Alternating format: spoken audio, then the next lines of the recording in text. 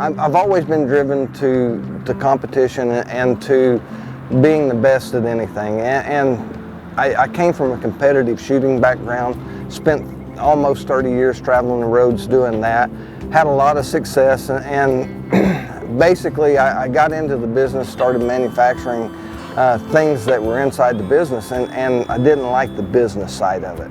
I always remembered the old men were able to catch crappie when nobody else could catch crappie. Most of these are the salt of the earth type people. Especially in the older days, it was the people that we like to hang out with. And you got to rub shoulder to shoulder with the best in the business. Literally, you know, Ronnie Capps and Steve Coleman dominated this tournament crappie fishing for years. And they were there. They were the rock stars, and you got to see them and got to even walk up and talk to them. And so that was a really neat experience as a young angler.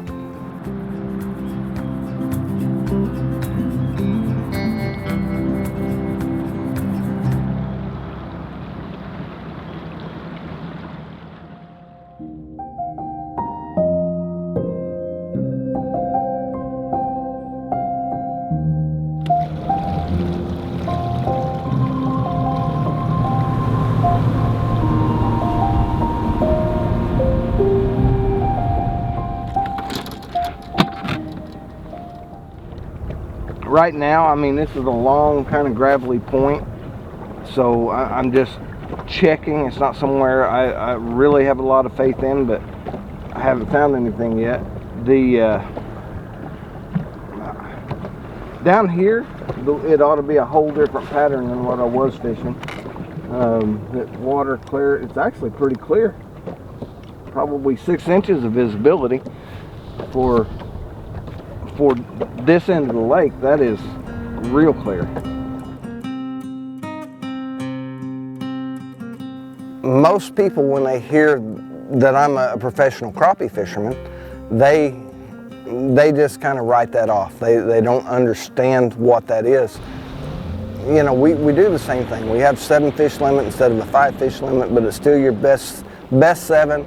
We have multiple day tournaments. We have tournaments like this one that you'll fish 2 days and the best 50 move on. They have a crappie expo that's going right now. They have eliminations every day. They're fishing, I think this year it was like maybe a $5,000 entry fee. So, you know, crappie fishing is stepping up the level that we're performing at. And in the next few years, I think that you're going to see more and more people interested in the tournament crappie fishing. Day number 1, 7 fish limit. Gonna lock in at 10-10 for Mr. Carlile. With the long rods, you know, we're fishing right on top of the fish.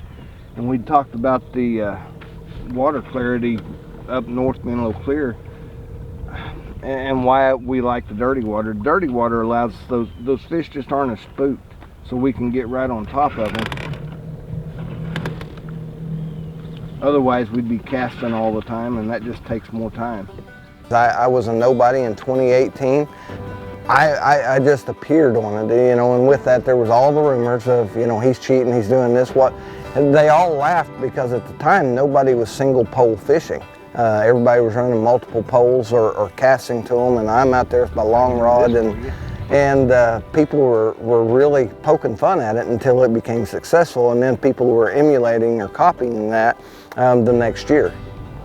At least 1.5 pounds.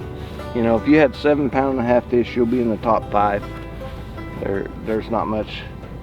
You may not be on the top, you know, there may be some guys that pick up some 1.75 pounds, maybe even some 2 pounders, to be real honest. They're in here. Right now, the best crappie fisherman in the world is Hayden Jeffries, and he just dominates. It's unbelievable what this young man is doing, and he's just that. He's a young man. A few years ago, he wasn't even fishing. And yes, there are people continually that are just popping up and learning to use the live scope better, or learning to use the technology, or finding some secret that is putting them at the top of the game. All right, 816, 816, 2-day total 1694. I feel like I have a very good work ethic. I spend as much time as possible on the water before the tournament. and that work ethic translates into being consistent. Winning is a whole nother deal, but I'm more driven about performing at my best. But something about winning that championship trophy was special. I can remember I shed a tear, you know, and there is just something about this one tournament that we're fishing here that is different than all the rest. And so hopefully I'll get to experience that again. 10-10 on day number 1, and Robert, I think you did a little better on day number 2. No doubt, 1167, 2-day total up to 2177. For me, you know, I'm driven. Everybody likes to win. Everybody likes the notoriety. If I come to this tournament and I get beat, literally get beat, then that drives me to become a better fisherman. It doesn't bother me a bit to get beat. You know, there's guys that are better than me, they figured stuff out. Where I really get pushed and down on myself is when I beat myself. When I know that I should have done something, when I had that feeling that I should have went here and I didn't.